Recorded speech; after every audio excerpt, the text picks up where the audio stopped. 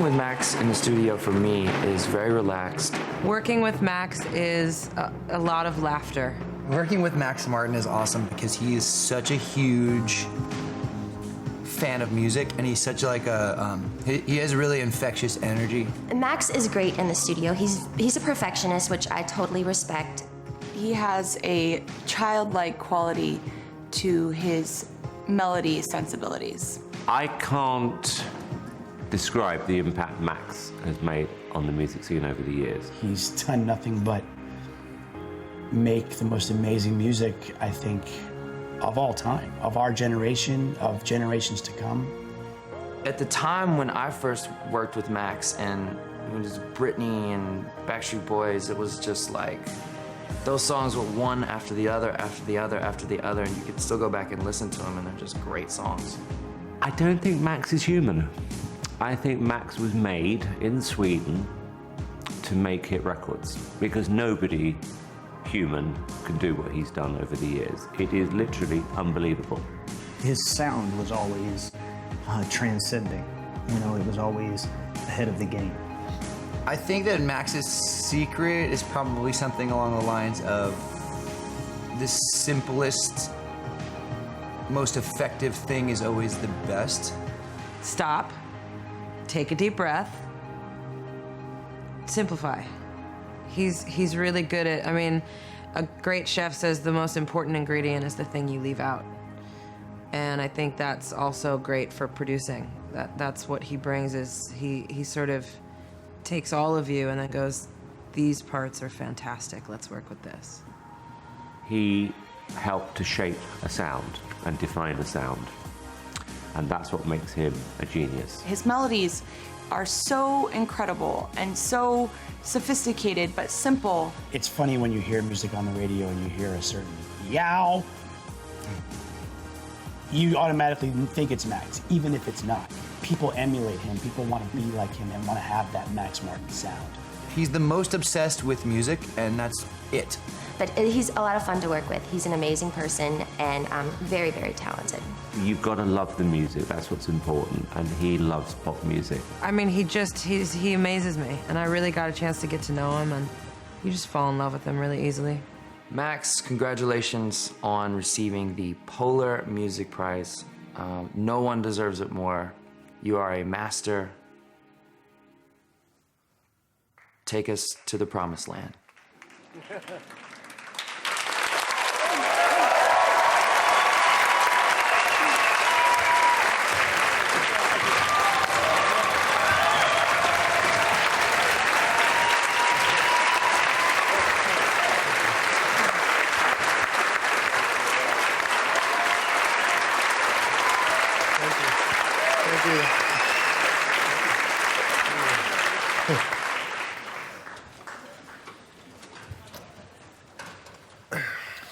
I'm blushing. For all the Swedes in the audience, we'd like to apologize to Swedes talking English here, but we do this out of respect for many international guests.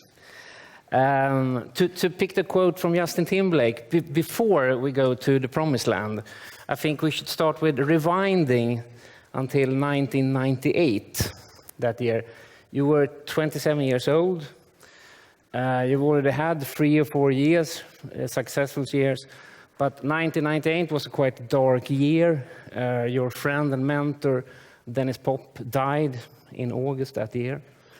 And 2 months later, you released a track with a then completely unknown 16-year-old from the American South. And nothing much happened for the first month, actually. And then in November, it entered the top 100 on Billboard, and it was this track.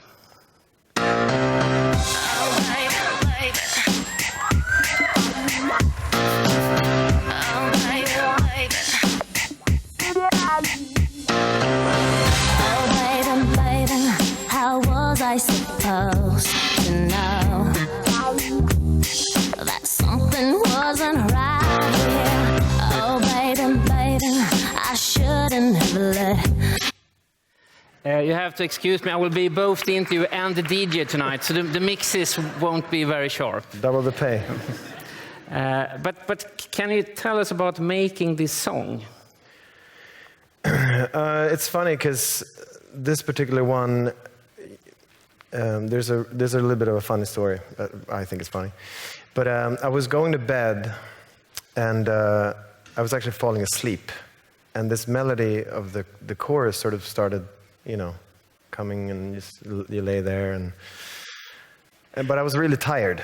And I always back then I kept like a dictaphone, with a cassette tape. Some of you might remember that. And this was even before the mobile phone, which you can record on. Yeah, exactly. Yeah. No. This is,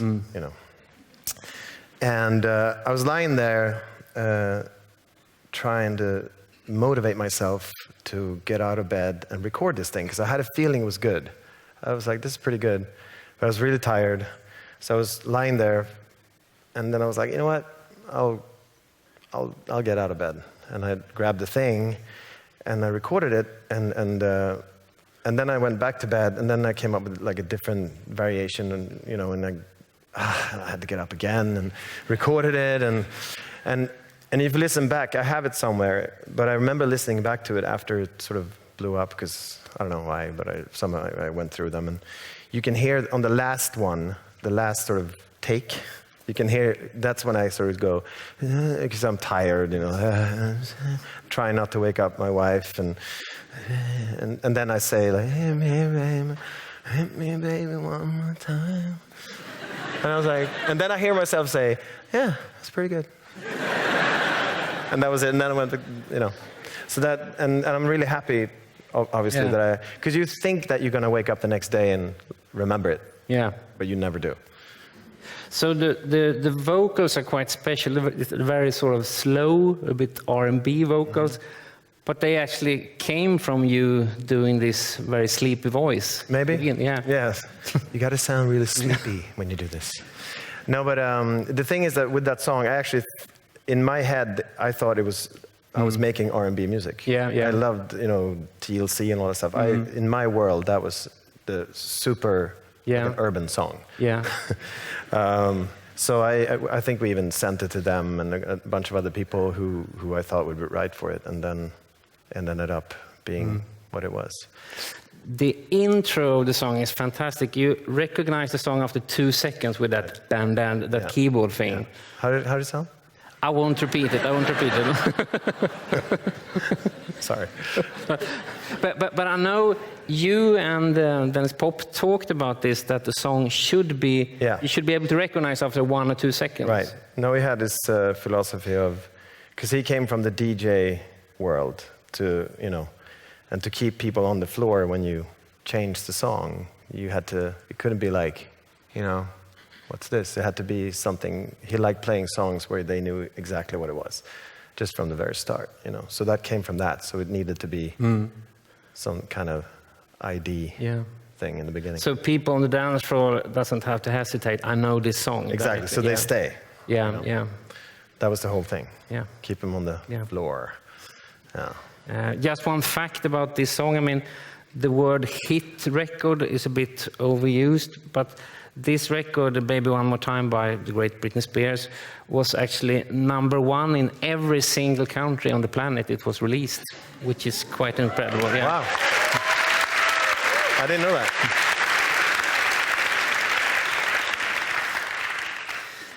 We're going to play track number 2, and pay attention to the guitar intro on this one.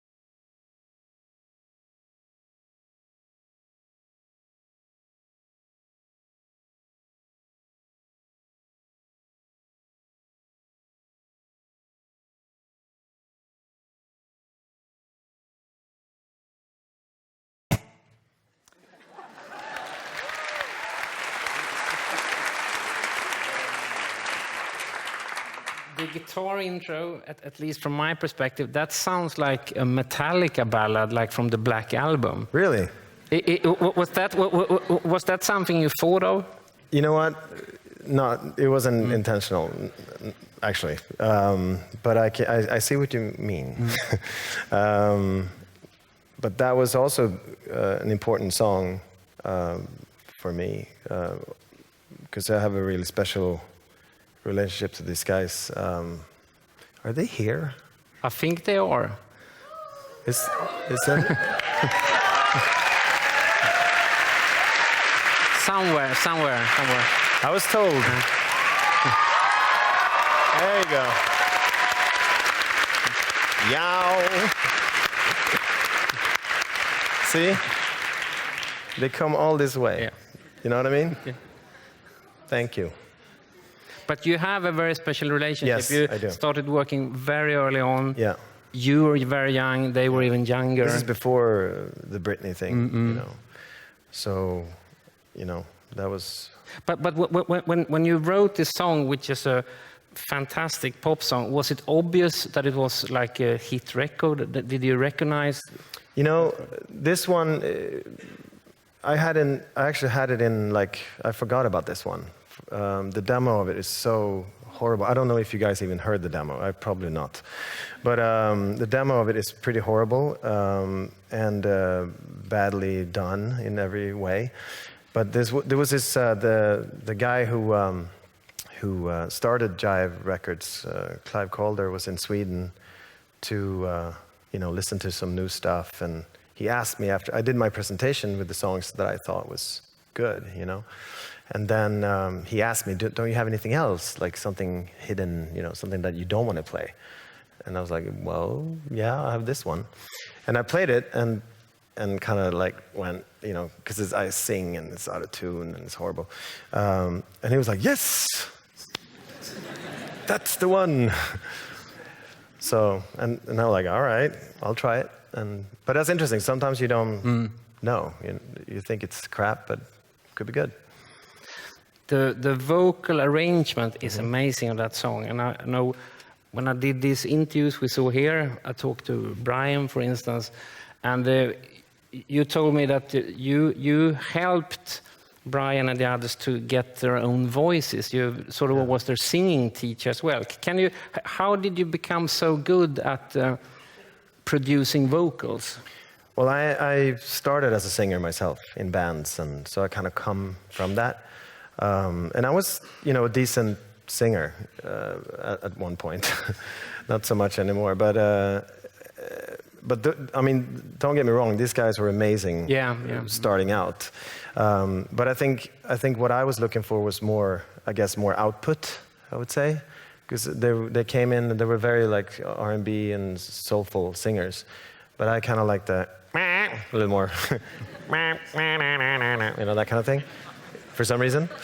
Louder, and I think, and I've heard this story before where they've been kind enough to say that, but I think that's what it was. I kind of wanted more dynamics maybe, and you know, sometimes super hard and soft, and you know, a lot of stuff, you know, that I liked, because I was a pretty loud rock singer guy. So my preferences was that, I think. But it obviously helped me a lot working with singers, knowing what they're sort of going through, you know, being in front of the mic and, you know, performing and all of that stuff, you know, to kind of speak their language in that way. Did you sort of write when you got to know them so well? Did you sort of hear their voices in your head when you wrote the other songs? Oh, yeah. I mean, from the first time when we started working, I felt like I was their sort of house. I felt like I was the sixth member in a weird way.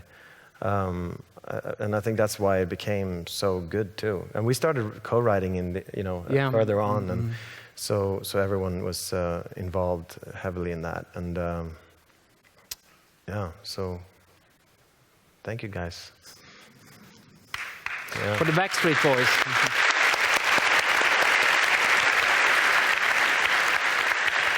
I heard someone lost their bag. Is that true? You can use I have stuff you can borrow if you want. Oh, Howie? Of course. Okay, cool. Shout out to Action. We'll go to something completely different right now.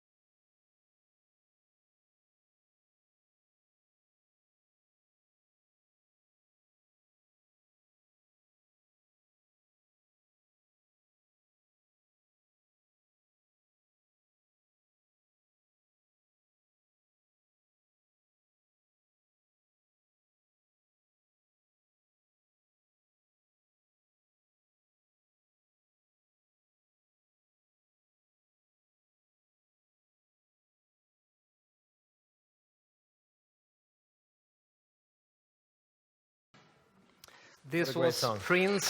Yeah.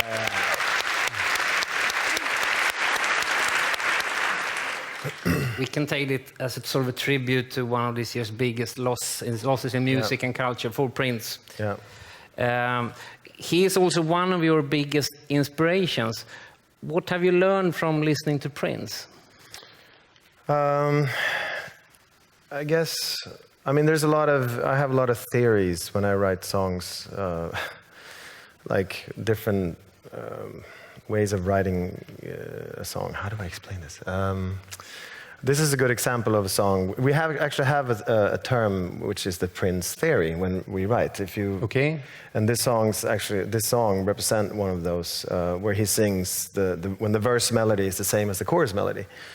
And then you have a pre-chorus that sort of takes you away a little bit, and then it comes back and he sings the hook, but it's really the verse, one and the same. To like a normal listener, when you listen to it, the verse doesn't sound the same, but it's like is the exactly same melody. Yeah, I mean, you pick the hookiest words, I guess. Let's go crazy and all of that. And but it's an interesting thing because when the chorus comes in, you actually already heard it. Yeah. You know, if you last long enough to get to the chorus, that is. Hopefully. You like, but but Prince also he represents sort of. I love what he did because he could be weird and it was fun and cool, and he dared to go places where people didn't go. I think, and he was so important and just I think every artist has a Prince moment, or a time or era in their life when they just all they listen to is Prince, because he just, I don't know, he was just a big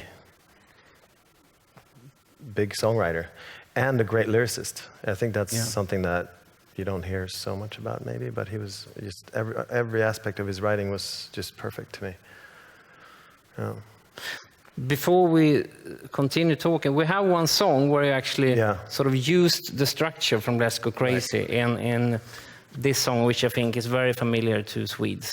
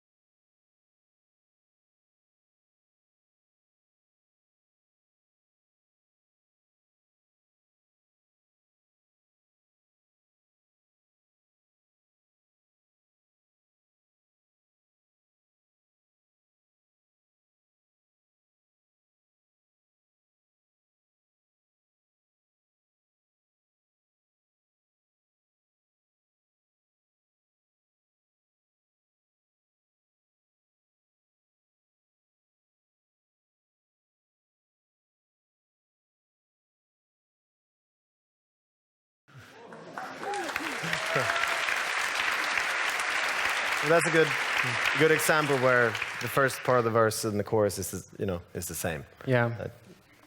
I told him that. So. And that was Robin, do you know what it takes? But you seem like when a car mechanic wants to understand how an engine works, you sort of open the hood and look around and take things apart. And you seem to treat pop songs the same way. Well, most of these theories, I mean, I've read things about myself, actually, where they, you know, there's all these things about, oh, it's all, you know, math and it's a formula and all that stuff. And that's not really true, because I think what we have is like a toolbox of problem-solving formulas. So once you start writing a song, if you write it to a track, or if you know, it's not like you sit down and like, okay, let's use 3B from, you know, some thing. You know, that's not what it is at all. It has to, I believe it has to come from some kind of, you know, just inspiration in the beginning. But I guess there's a bunch of songwriters out there tonight. There definitely yeah. are, yeah. So you know what it is. You write this thing, it's like, oh, this is so good. And then it's like, okay, now what do I do? You know, you're like stuck.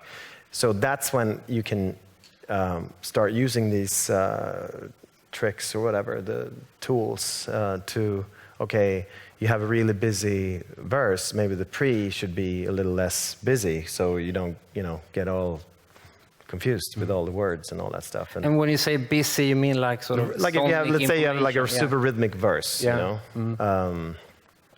and then I believe it's going to be hard to find any of the songs that I've been part of.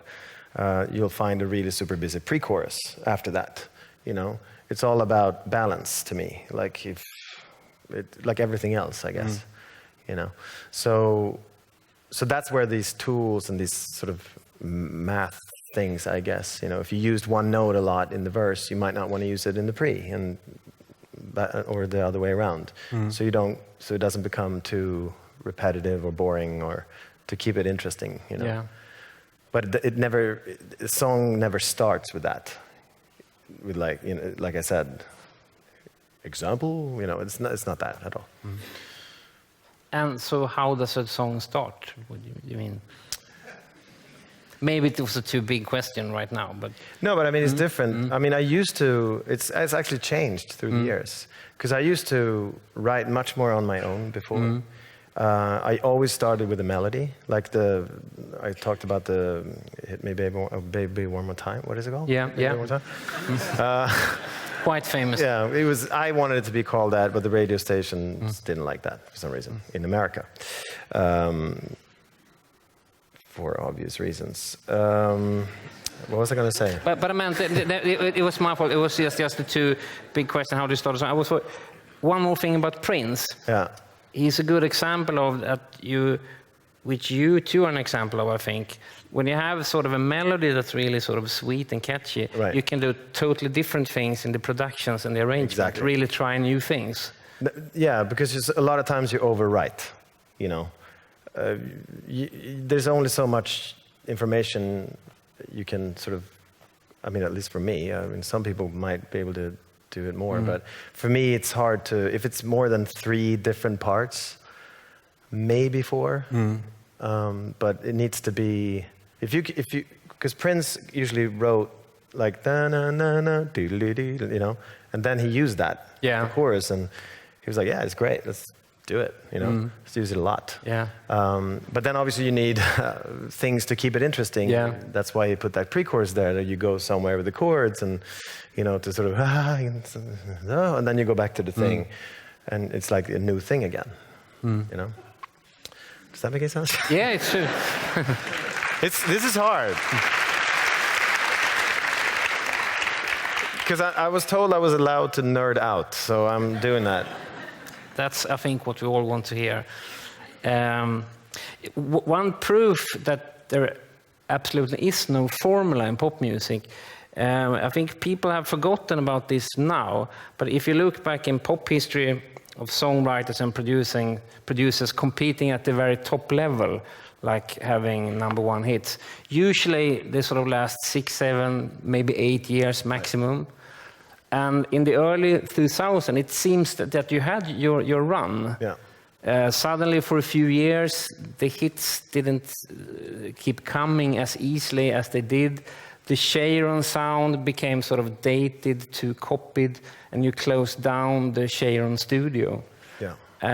Can you tell us a little bit about those years? It's like 2000, 2001, 2002 maybe. How were those years from your point of view? Well, first of all, my daughter came to life, and so that changed, life in a way. But I also came to a point because we were doing so well. We were totally dominating and all of that stuff. Went through the whole, Backstreet Boys, Britney Spears, NSYNC, and Celine, whatever, Robin, and all of that stuff. So I came to a place where I realized that then music changed. Pharrell came, ruined it all, crashed my party. I found myself in a place where I actually thought that everyone else was wrong and I was right.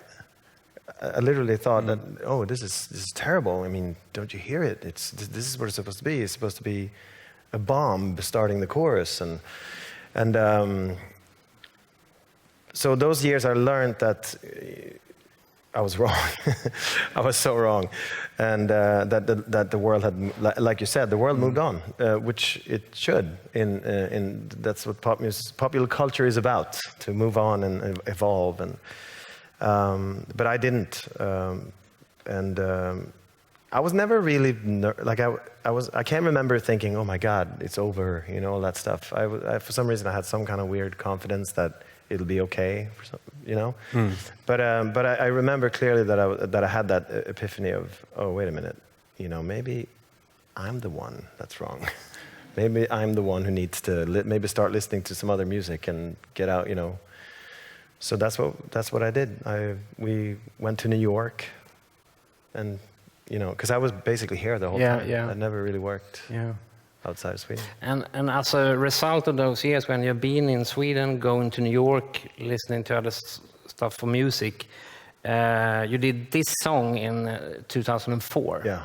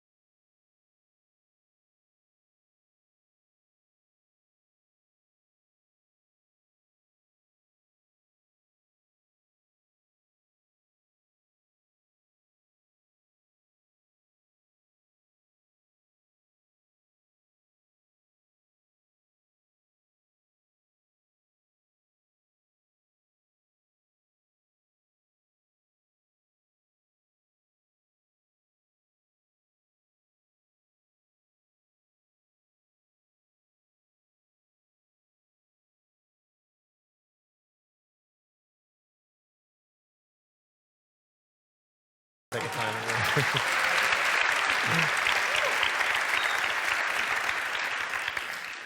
This was Kelly Clarkson, Since You've Been Gone. And this was like, if you look at modern pop history, this was like a game changer, because it was a massive hit song, but also using sort of sound you had heard before in like indie rock, not in like top 40 hits before. You sort of combine that. Can you tell us about how did you write this song? So here's what happened. No, it isn't. To me, it was interesting because we went to New York, the whole family, and on the way over, my daughter, this will make sense, had the chicken pox. Vattenkopper in Swedish. Vattenkopper. Yeah. So we were stuck in a hotel room for 2 weeks with her. so I decided to learn a new instrument because I couldn't play guitar. I still can't really play guitar, but I decided to at least try because I kind of a keyboard guy. And so I went down and got me a guitar, and the first riff that kind of came to, because if you listen to that riff, it's like 2 notes. You know, it's not like a dude who can play guitar. It actually sounds like someone who had just started playing guitar. Exactly. That's exactly what it is. So that's exactly what it is. Yeah, that's it. No, but before this, actually, an engineer that I'm working with, and a mixer and producer as well, Michael Ilbert, a Swedish guy from Gothenburg, had previous to this. Started playing me all this stuff, and I was like, "What's that?" And he played me all these bands and different artists that I never heard of, you know, because I was so sort of stuck in my little Sharon bubble, and I remember thinking that the sounds were so amazing, but I couldn't really relate song-wise so much because they were like 6 minutes long, and I don't know, great, but. Great sound, always sounding amazing. Interesting sounds and spring reverbs and like weird stuff. So I thought to myself, maybe you can take the sonics of that and kind of do that in a different way. And I think, and we did a bunch of stuff before this, but then I kind of decided to go to the guitar because I didn't know, on the keyboard I could kind of tell what was going on. So I kind of saw it, but on the guitar, and I still can't really. But on the guitar, I didn't know what the chords were. I only had to go by ear, you know. So that's how I think that kind of changed the way I wrote. Because that from then on, the guitar was always sort of involved in my writing. Maybe there can be like too many options. If you're too good at playing keyboard, you sort of have to limit yourself. And I'm not a great player either, but but I know the chords. But I remember Paul McCartney, I think, another Polar Music Prize winner, said in an interview that he bought a ukulele very late in his career because it gave him lesser options to write. Right. Do you think that can help you getting better melodies? Yeah, less is more, right? Yeah. Keep it simple. But if you can, the thing is that the trick is to write something simple that's still interesting, and it's hard to do that, and also at the same time be unique and all of that, because there are only so many notes, you know. So we have to take every trick we can to fool ourselves to get there, and buying the guitar thing was part of that. And after you did, since you've been gone, you started collaborating with Pink. Yeah. And I think we should listen to one of those songs you had done together.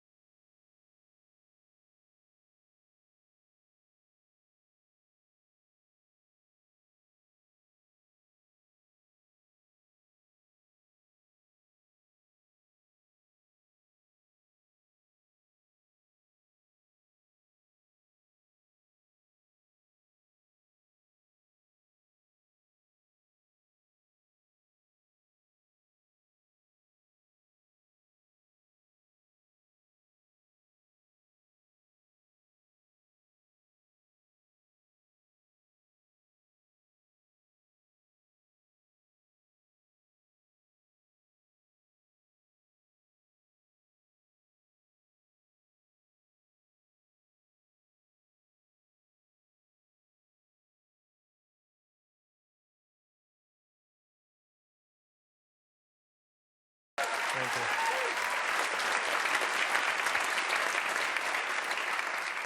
Another amazing riff. It's a great song. I mean, the lyrics also written by Pink. It's about one of her friends from the teenage years dying of an overdose. Yeah. And this song right now has gotten a second life with sort of country singers. I read that I think she's Brandy Clark, sort of has made this into sort of a feminist anthem, doing it on acoustic guitar, which proves sort of the strength of the song. Right. Do you think, is that one of the songs you're most proud of? Yeah, it's up there. Yeah, sure. yeah. But I think it's also a good example where you have an amazing artist like Pink who have something to say, and where you take that simple little thing. Because this was we had me and Luke had a 3-day session with her, and we'd done 2 songs, and we were kind of done. So we had like 3 hours left. And again, like, hey, do you have anything? I was like, yeah, I'll have this little riff. I've been really practicing really hard to play, and it's impossible to hear that. But and we played it, and we kind of worked on it. But we did it so fast, so we didn't. It's one of those things, because I remember when we recorded it, we had it in our Pro Tools session, and we only had the verse and the chorus and the verse and the chorus, and then there were just drums, right? So we didn't even arrange it as, oh, in the end it's going to happen, you know, this and this is going to happen.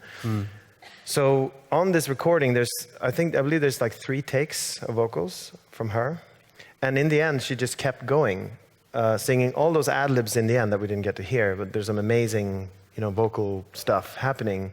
She's singing that to drums in the end, just pretending it was there, like, yeah, you know, going totally crazy, and all those high notes and everything. And then she left. And we were like, okay. And we put it together, and yeah. How much time do we have? We have lots of time. Pink is, you have worked with so many great singers, and Pink is definitely one of them. Yes. And she told me when I met her that I think she's not so used to people coming in and sort of coaching her vocals, because people think you're a great singer. But she said that you are so great to work with because you can also take her down. She had a tendency to take it to the church all the time, she said. So how exactly do you work with singers? But I believe that, to me, the greatest thing is when someone who's an amazing singer sings something really simple. You know? Because you can tell. It's not like because a lot of singers want to show off. She's not really one of them, but there's a bunch of them out there who wants every song, you know, do what they've been practicing all these years. So I get that, you know. But to me, the most beautiful thing is when someone who has an amazing voice, you know, like when Chet Baker plays like a nice little melody on his trumpet. You know, you can tell the guy knows what to do. You know, he knows what he's doing. And I think that's my job, or our job when we work with these people, is to kind of make them believe that that's enough. Don't worry about it. Everyone knows you're amazing. And you, by the way, have 5 albums that's, you know, prove that. And 10 world tours and all that stuff. Don't worry about it. You know, everyone knows. It's out there.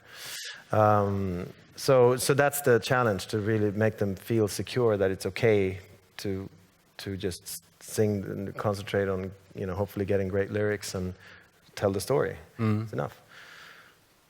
And maybe remind them there's a difference between performing on stage, then you can show everything. But that's my trick. You can do that live. Totally going to be on a show. So that's actually a trick. No, I can't use that anymore, but yeah.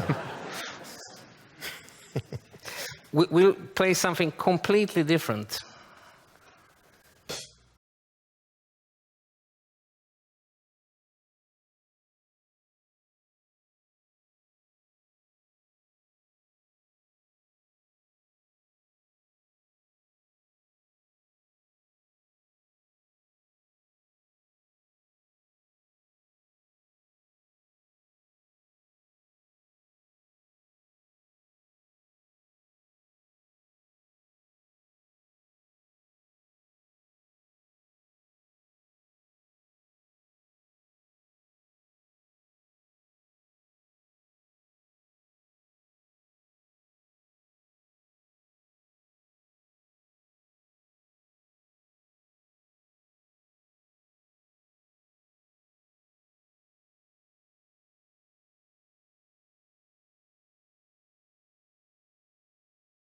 Clearwater Revival with the great John Fogerty.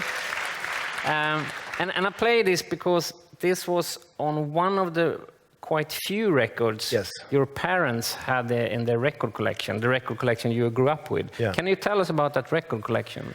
Well, this is the record collection. I think a lot of like the 40s, people born in the 40s in Sweden they all have these records. It's the best of Creedence, the Beatles, the Balcony one, the best of. There's 2 of them, I think. Yeah. Captain Fantastic, Elton John, and I believe there was a Queen record there. Not sure they listened to that, but it was there. And there's this like standard thing. For some reason, everyone went and got them. And a few compilations with like classical music. Oh yeah, exactly. The best of classical music. Yeah. Of course. Herbert von Karajan, what was that? Karajan. He looked really mad, I remember on the. Yeah.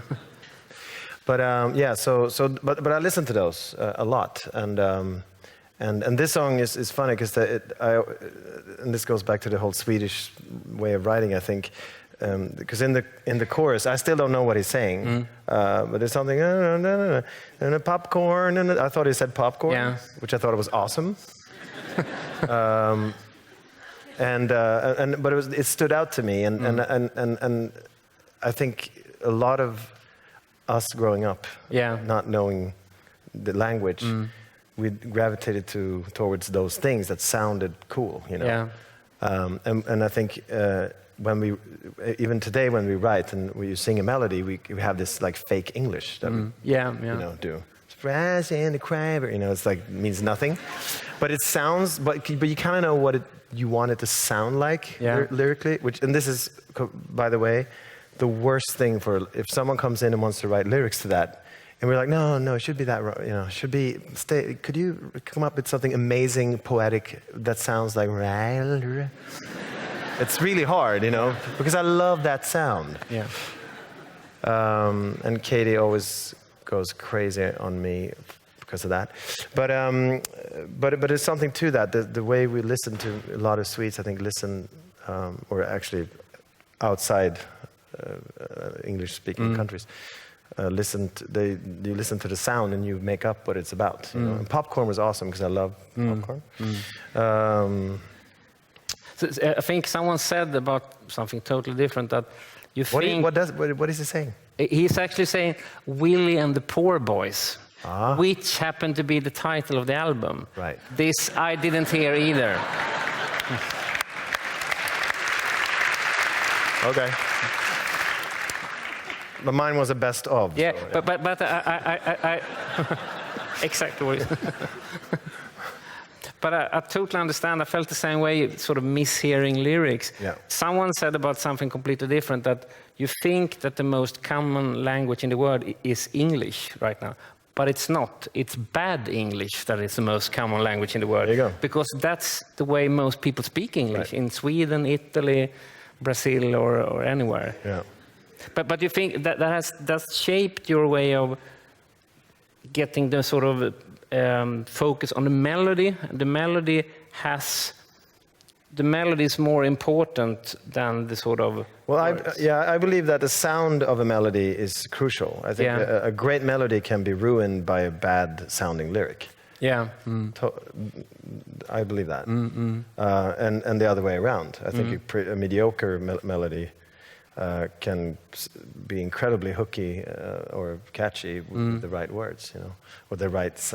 Well, in the best of worlds, it's all there. A lyric that means something, and the melody that's great, and a lyric that sounds great. You mentioned now an artist you have collaborated with, and I think we should listen to one of her tracks.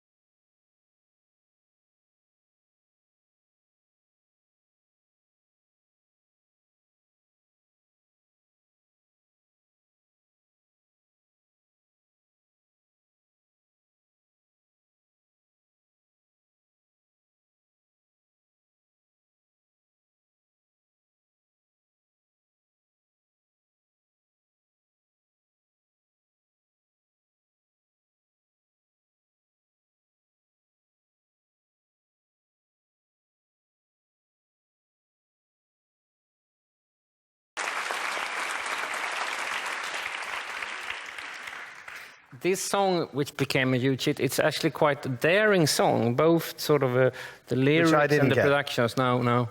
I had no idea. Like, but this is actually funny because this song was also one of those things that was lying around for a minute with her singing it, because she was. I don't think she had a deal, like a record deal, when we started working with her, and I have a bunch of emails of people, you know, those classic like, oh, this sucks, and this is so not a hit, you know. So that's amazing, worthwhile just for that. But I remember when it came out, I was watching the news, like clips from the States, where, you know, the news reporter was out in the streets like, oh, would you let your, you know, kids listen to this thing, you know, kissing girls, a girl kissing a, and I was like, oh my God, this is going to be huge. This is amazing. They're asking the parents about these things. It's like, great. But I didn't, for me, coming from here, that's like, you know, it doesn't matter, I guess. But it turned into this whole thing in churches, and, you know, they went bananas. Yeah. So it was brilliant. Loved it. We were going to hell. I saw them sign, you guys are going to hell. I was thinking, how do you choose the artist you want to work with? Because there's hundreds of artists lining up wanting to work with you. And Katy Perry is interesting because she was not an obvious choice. I mean, she had released one Christian albums under the name Katy Hudson, I think, sort of flopped. Name, some record companies dropped her. Yeah. And right now she's had 9 US number ones, which is unbelievable. 8 of them written in collaboration with you. But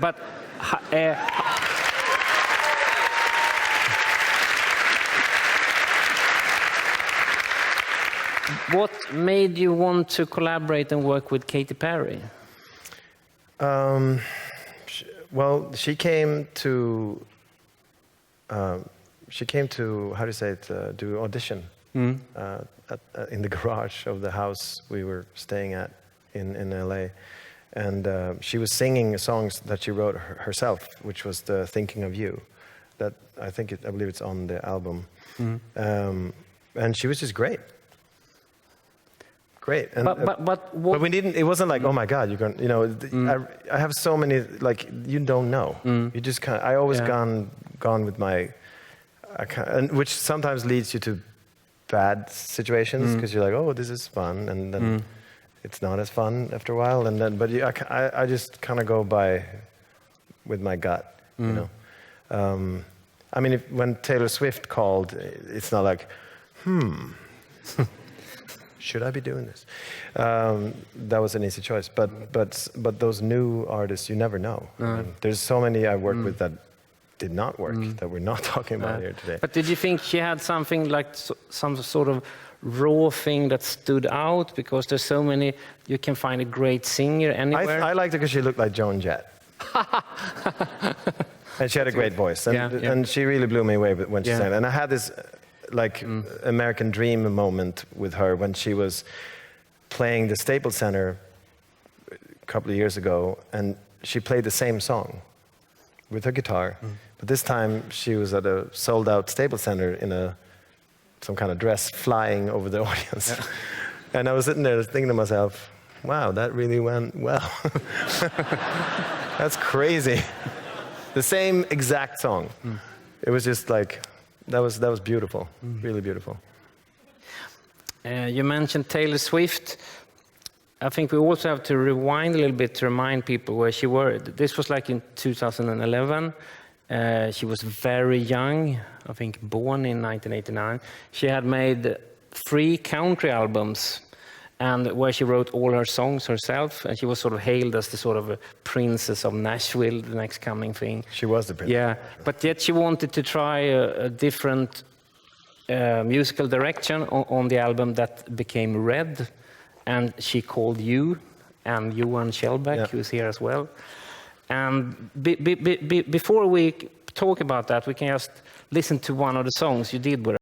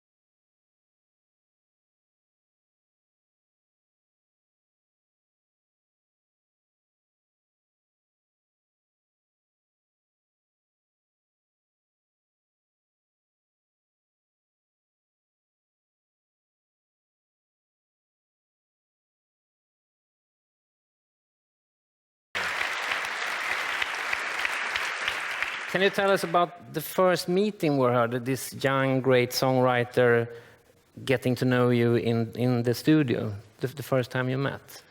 So I believe the first, there's all these stories about these songs, but me and Johan had our, Shellback, sorry, Johan.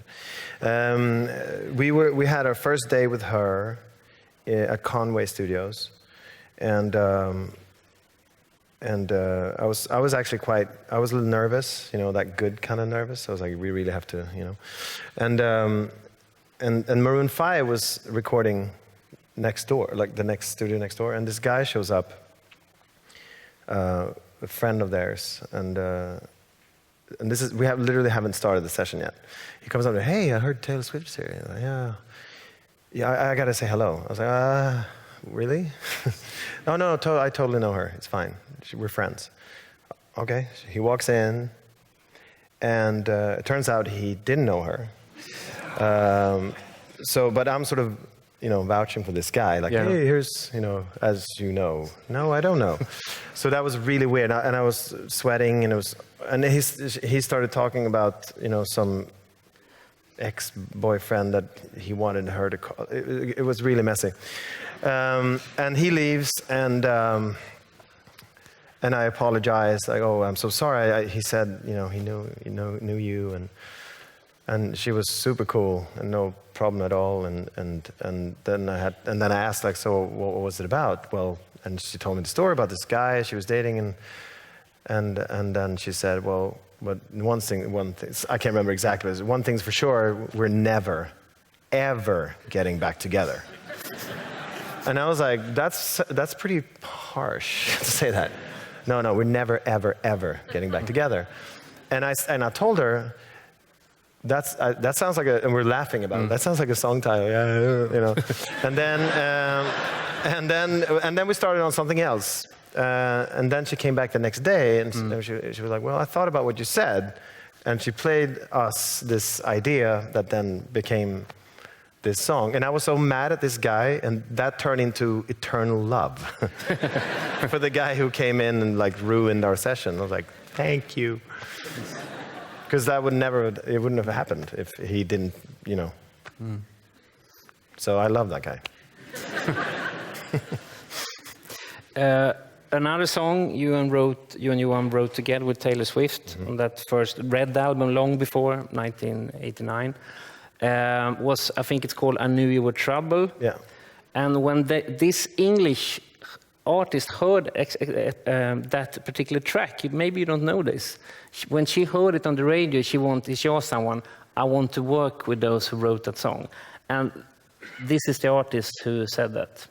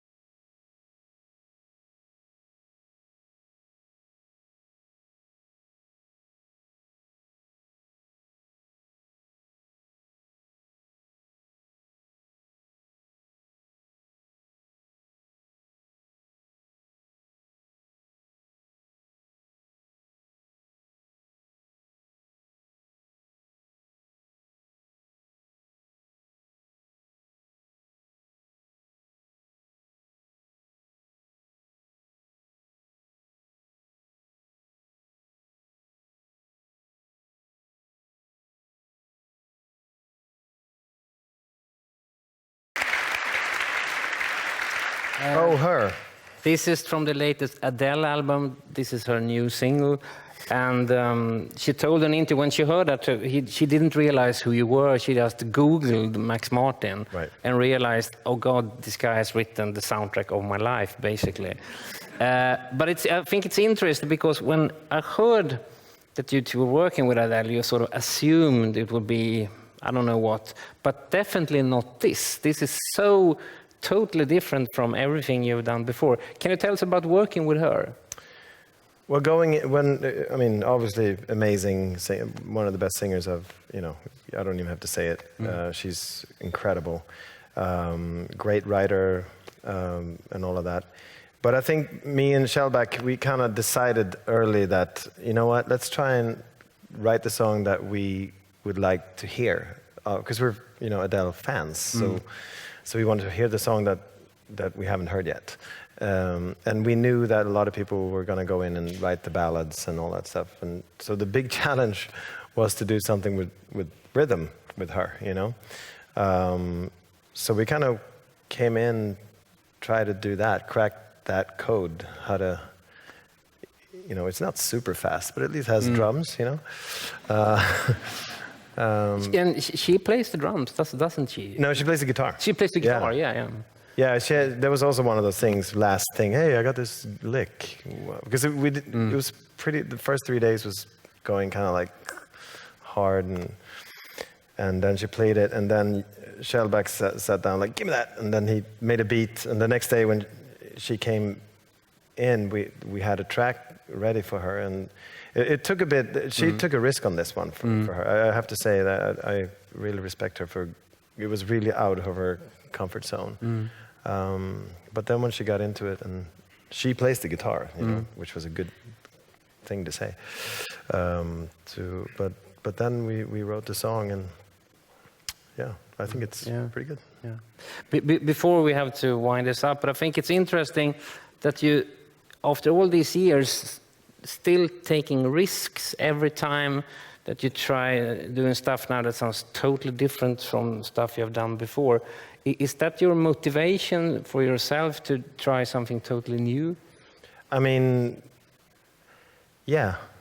I think that, the thing that happened, again, going back to I'm not going to tell the whole story now, I know we're out of time, but was that I realized that working with other people, was what I needed, and now that Shellback is here, this guy changed my life. This guy is a genius.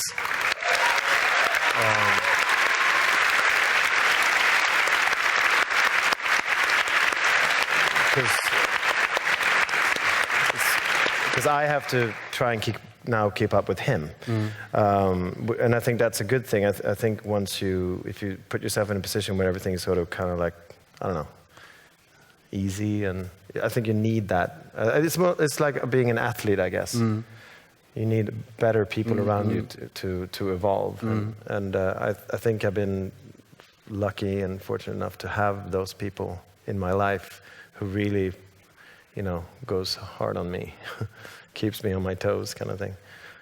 But not many people in the pop business or the entertainment business dare to do that. You sort of tend to see the young people coming as they threatening me. They want my job. You should. That's exactly what it is. Yeah, exactly. But you. They want to kill you. They want to kill you, and most people take the stance that you should keep them away. But you have sort of letting young people in all the time and sort of collaborating with more and more producers and songwriters. But I come from that. That's tying the knots here. But that's what Dennis did. Yeah. It's in the same. It's from that school of bringing new talent. He loved new talent. That was his thing, and the whole mentor thing that we are doing, and I guess I'm doing now, and I see now we're now on the sort of third and fourth generation of people doing it, and it just makes the whole difference, And I think it's really the ego. I think every creative person has an ego, but it's you really have no choice but to let other people's talent touch you and inspire you, Because if you don't, then what's the point? We should just listen.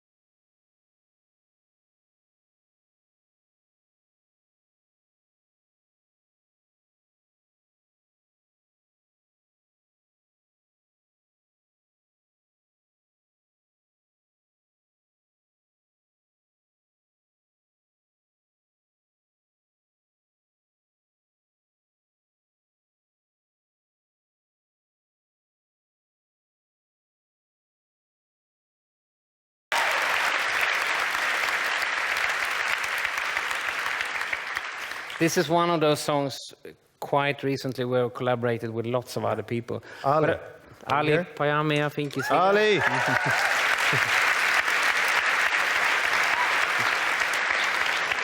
But I think we talk so much as you as a songwriter now, but you are a songwriter and a producer too. Right. It sort of struck me, maybe you're sort of underrated as a producer as well. Not really. Not really. Because I think you, once again, dare to try new things all the time. I think sort of the bass has come in a lot during the latest tracks you have done. Do you agree with that? Yeah. But it's also, you know, there's all these songs, and I work a lot, and there's a lot of different people I work with, and you know, we work, like working with Ali Payami, for instance, is again one of those guys who, I don't know, keeping me awake at night. Amazing, and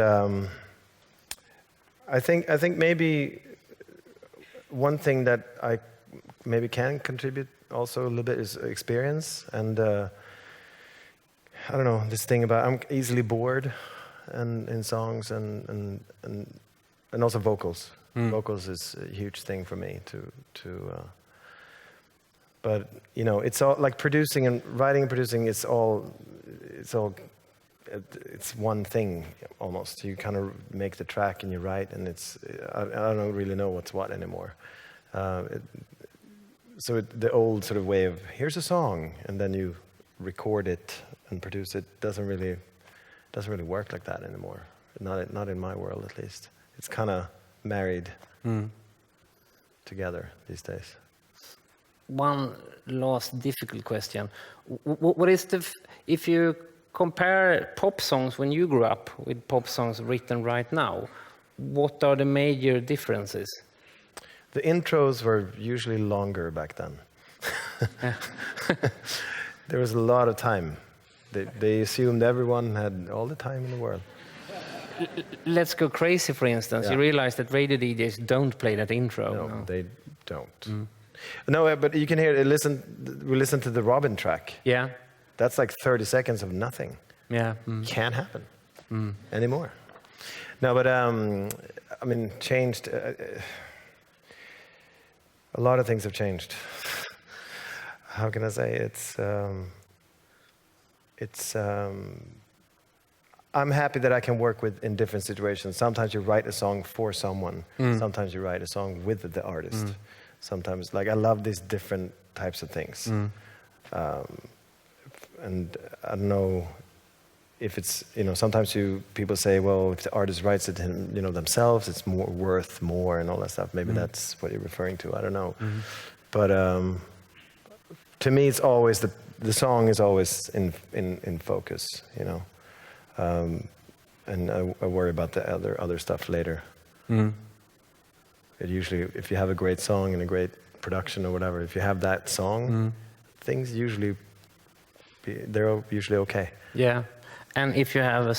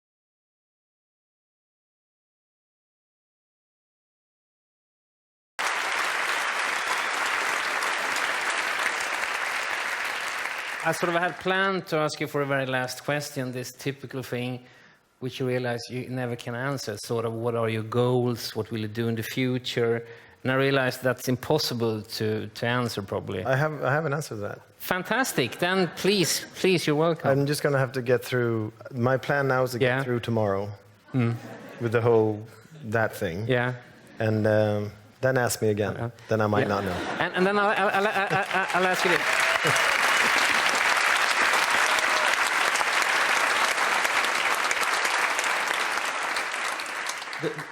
The most important question for me as a music journalist and as a music lover since I was like 8 is, when are you going back to the studio and working? You mean? What day? Is it tomorrow or? I actually have one thing I have to do on Monday. That sounds very promising. Yeah. Thank you very much, Max Martin. Thank you.